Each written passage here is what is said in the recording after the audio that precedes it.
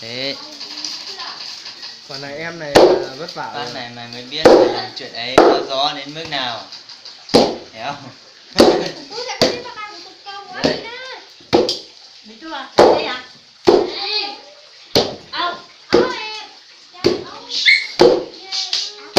Làm đầu không?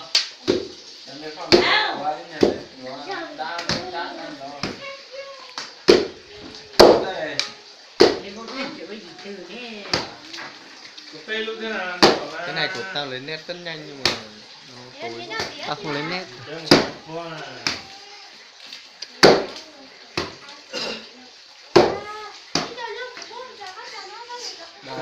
Nào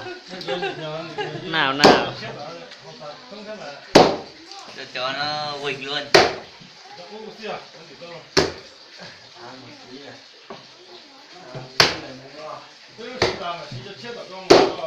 Đấy, một chủ ra.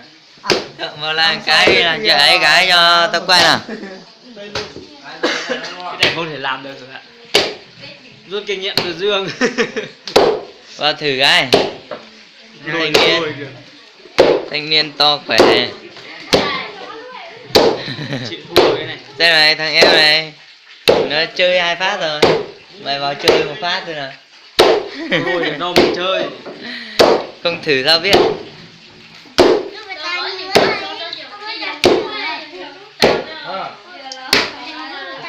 Cái này như không được đẩy lên phát nó đẩy xuống tự ấy thôi. Dùng sức nó mệt nhanh. Ôi chứ. Sức đẩy lên nó hạ xuống ạ, cao.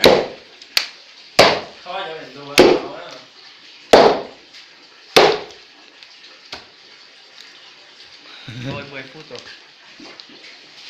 Đấy, thì người ta nói rõ mày vào đấy làm chuyện ấy cho nó thấy mày làm kỷ niệm sau này kể cho con cháu mày nghe. Ở trường Làng Quốc nữa là kỷ niệm. Làm quốc cái kỷ niệm này. Làm quốc nữa là mai cũng về không? Vừa mới thấy thằng Dương nó phát mà sợ rồi. Đấy mấy thằng này là quịch quịch như này cơ mà.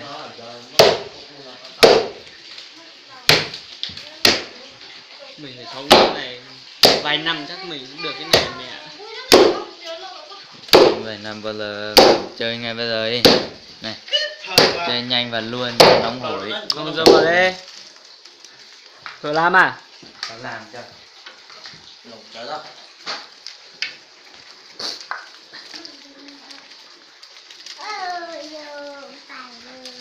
Phải gấp vậy. Đó học.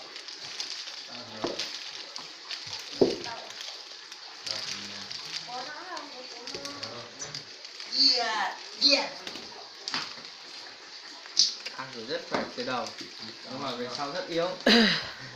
Được 2 phát thôi. Bây giờ là phút thứ 3 nhá. Đếm là phút thứ 3 rưỡi. Bắt đầu. Bắt đầu. Đấy. Bắt đầu.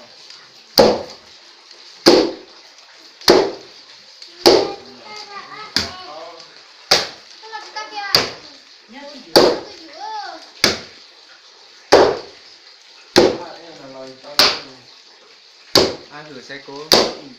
Cố gắng hết sức. 31.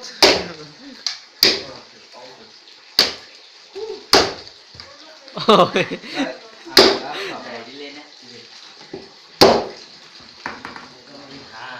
Được 30 giây đây thử ạ. Đấy chưa được. Đi lại á.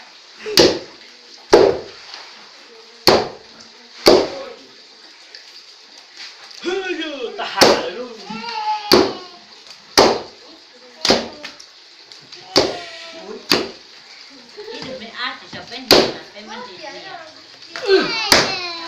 Chua. Chua liền, nó ăn chua là cho nó. Chua ơi. Ăn chua là nó cho ăn nó ơi. Nó có khô còn như đó phở. Chua, chỉ là thằng chua ơi.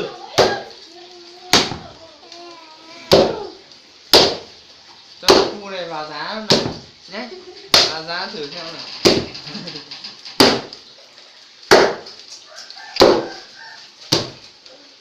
phá giá xem.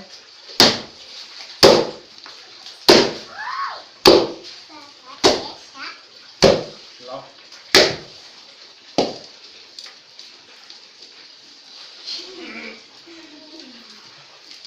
Phút mấy rồi? Phút thứ 5, 5 rưỡi. Được 2 phút rồi đấy. Phút thứ 5 dưới thôi. Dương vào thể hiện à? Được 2 phút rồi hả ạ? Dương vào cầm cự được 2 phút rồi. Vâng. Còn 28 phút nữa. Vâng, chỉ Dương cầm cự được 2 phút rồi.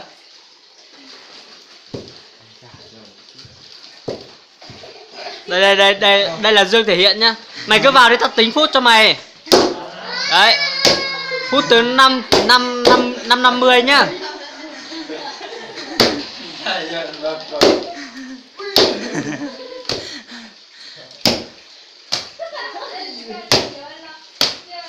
Xem Dương cầm cự được mấy phút nào.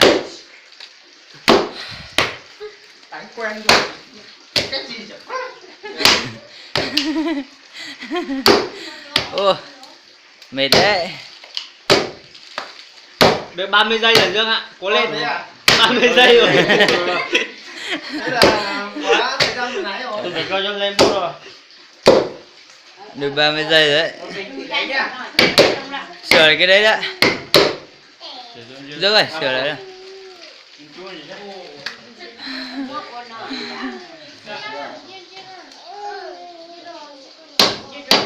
Ôi, Dương đã được 40 giây. thế là vượt trội hơn vừa nãy rồi. Được 1 phút rồi. Được 1 phút rồi ạ. Được thế là sướng, được rồi.